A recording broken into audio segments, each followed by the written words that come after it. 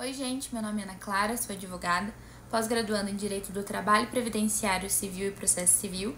Sou sua professora hoje e a gente vai tratar um pouquinho sobre a resolução de questões de Direito do Trabalho da 35ª OAB. Vamos lá? Só ficar nesse vídeo. Bom, nessa questão a gente tem a Sheila e a Irene. A Sheila contratada de experiência por 90 dias e a Irene contratada por prazo indeterminado. 60 dias após o início do trabalho, o empregador resolveu dispensar ambas as empregadas porque elas não mostraram o perfil esperado. Ele dispôs-se a pagar todas as indenizações e multas previstas em lei para extinguir os contratos. No momento da comunicação do desligamento, ambas as empregadas informaram que estavam grávidas, com 1 mês de gestação, mostrando os respectivos laudos de ultrassonografia. Vamos marcar isso. Bom, considerando então, a situação de fato, a previsão legal e o entendimento consolidado do TST, assinale a alternativa correta. A gente vai ter que avaliar nessa questão, primeiramente, do que ela se trata.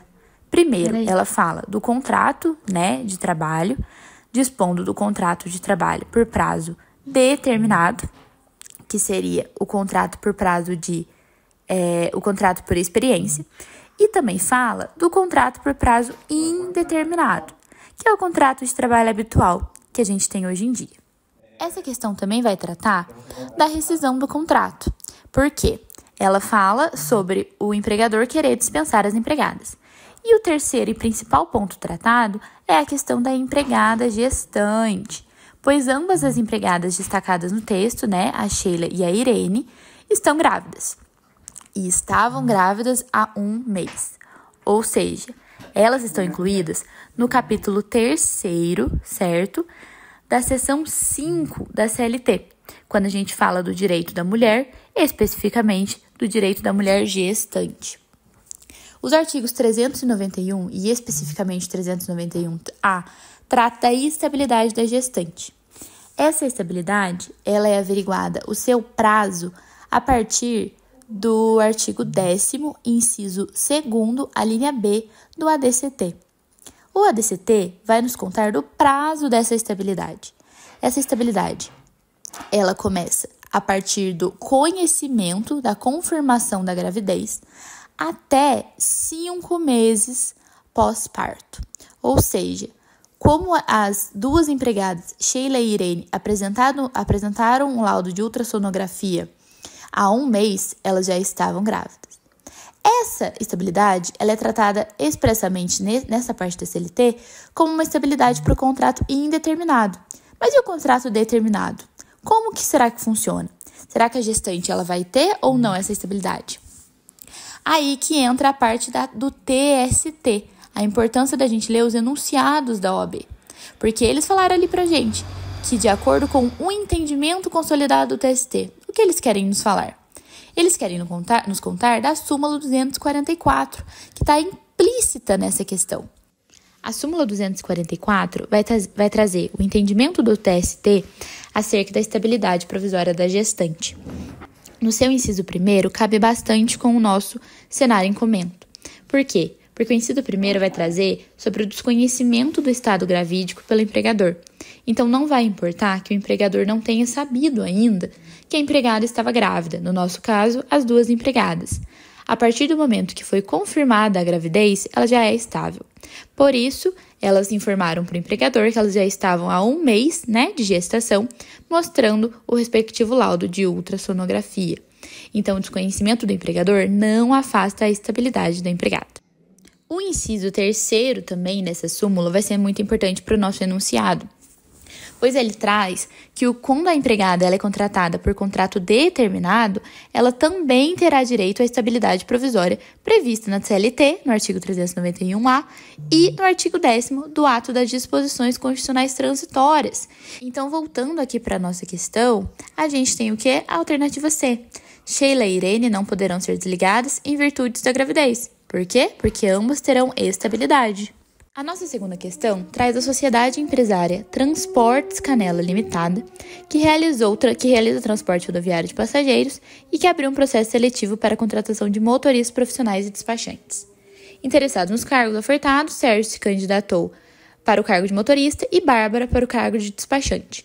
A sociedade exigiu que ambos realizassem exame toxicológico para a detecção de drogas para admissão. Bom, essa questão trata do exame toxicológico e a sua legalidade ou não. Aqui a gente vai falar de uma lei específica, a lei de motoristas. A profissão do motorista, ela tem bastante detalhe. Por isso, além do que disposto na CLT, ela atende uma lei específica para que todos esses detalhes sejam cobertos e a profissão seja melhor regulamentada. A lei específica para os motoristas é a Lei 13.103 de 2015. Com essa lei, nós temos que os motoristas eles devem ser submetidos ao exame toxicológico para fins de admissão. Por quê? Essa admissão ela tem que ser garantida de que o motorista ele não tem nada que vai dificultar, atrapalhar ou diminuir a atenção dele para com a exerção da sua profissão. Por isso, eles não podem ter drogas no seu sangue que comprometem a melhor asseguração e cumprimento da sua profissão. Porém, essa lei é específica apenas para o motorista. Então, quando avaliamos na nossa questão, no que diz respeito ao senhor Sérgio, ele sim terá que se submeter ao exame toxicológico. Mas e referente à Bárbara, ela está se candidatando para uma vaga de despachante? Ela não pode ser submetida ao exame toxicológico, visto a lei específica dispor apenas sobre o motorista e não sobre outros cargos. Por isso, vamos avaliar a questão? A letra C nos fala: o exame seria válido para Sérgio por expressa previsão legal, mas seria ilegal para Bárbara. Tá aí a nossa resposta certa. Na questão, temos Rogéria trabalhando como eletricista diariamente por 6 horas, com 1 hora de intervalo para a refeição, e em um sábado do mês ela fica mais 12 horas na empresa para atender imediatamente eventuais emergências que se fizerem necessário. E nesse período, ela vai continuar na empresa aguardando essas novas necessidades que surgirem. Nessa questão, a gente tem que avaliar sobre aviso e a prontidão.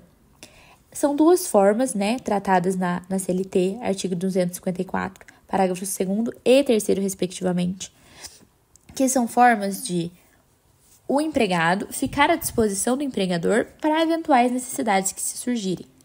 O sobreaviso, ele tem algumas características que seriam: o empregado ele fica na sua casa, aguardando ser chamado, pelo empregador, num prazo máximo de 24 horas esse aguardo, ele tem que ficar esperando até 24 horas no máximo, e ele vai receber 1/3 a mais do salário hora normal, do tempo que ele ficou de sobreaviso.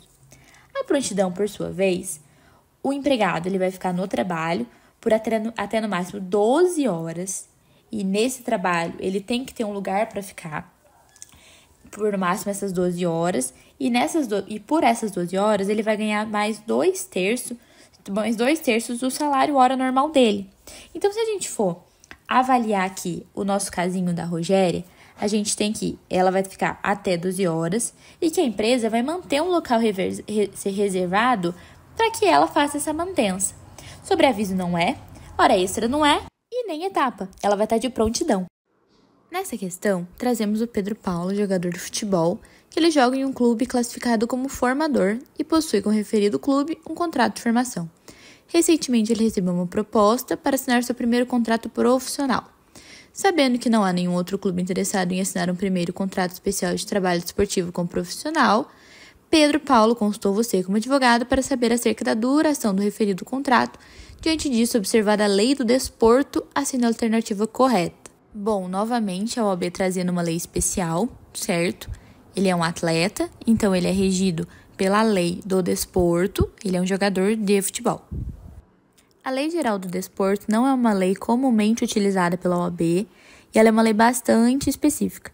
E geralmente o que mais cai sobre essa lei é referente ao prazo de contrato, rescisão de contrato, prazo máximo e prazo mínimo.